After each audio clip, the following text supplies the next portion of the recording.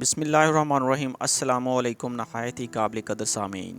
ناظرین، اللہ تبارک و تعالیٰ نے انسانوں کے ساتھ ساتھ جانوروں سے بھی اچھا سلوک کرنے کا حکم فرمایا۔ کرو مہربانی تم اہل زمین پر، کرو مہربانی تم اہل زمین پر، خدا مہرباں ہوگا عرش بری پر۔ دوستو، ایک مرتبہ نبی کریم صلی اللہ علیہ وآلہ وسلم ایک انصاری صحابی رضی اللہ تعالیٰ عنہ کے باغ میں تشریف لے گئے۔ وہاں آپ صلی اللہ علیہ وآلہ وسلم نے ایک اونٹ دیکھا۔ اونٹ آپ صلی اللہ علیہ وآلہ وسلم کو دیکھ کر رو پڑا، اس کی آنکھوں سے آنسو نکل آئے۔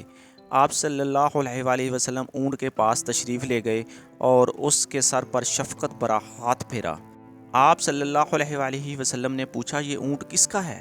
ایک نوجوان حاضر ہوا اور عرض کی، یا رسول اللہ صلی اللہ علیہ وآلہ وسلم، یہ میرا اونٹ ہے۔ آپ صلی اللہ علیہ وآلہ وسلم نے فرمایا، کیا تم اس بے زبان جانور کے معاملے میں اللہ تعالیٰ سے نہیں ڈرتے؟ اس نے مجھے شکایت کی ہے کہ تم اسے بھوکا رکھتے ہو اور اس سے بہت زیادہ کام لیتے ہو۔ نبی کریم صلی اللہ علیہ وآلہ وسلم نے فرمایا، ایک عورت اپنی بلی ہی کی وجہ سے دوزخ میں داخل ہو گئی۔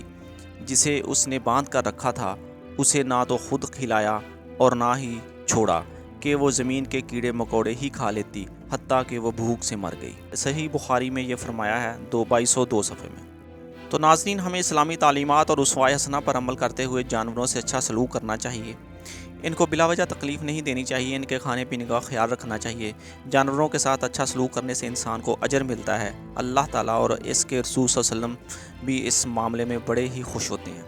صحیح مسلم میں ہے کہ اللہ تعالیٰ نے ہر چیز کے ساتھ نیکی کا حکم دیا ہے۔ پھر صحیح مسلم میں ہے کہ ہر جاندار پر شفقت کرنے کا انسان کو اجر ملتا ہے۔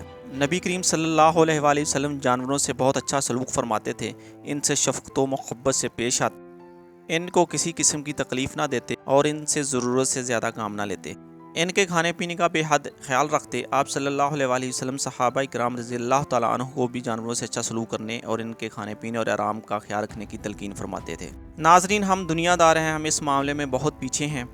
جانوروں کو ناجائز مارنا پیٹنا ہمارا روزمرہ کا معمول ہے، تو میں اس کی طرف آپ کی توجہ دلانا چاہتا ہوں کہ جانور بھی خدا کی مخلوق ہیں، ان سے پیار محبت اور شفقت سے پیش آنا چاہیے، جیسے ہمارے نبی صلی اللہ علیہ وآلہ وسلم نے ارشاد فرمایا ہے، اور مختلف احادیث کی خطابوں میں بھی جانوروں سے حسن سلوک کا ذکر کیا گیا ہے۔ تو محترم ناظرین، آپ کی سماعتوں کا بہت شکریہ۔ خدا حافظ۔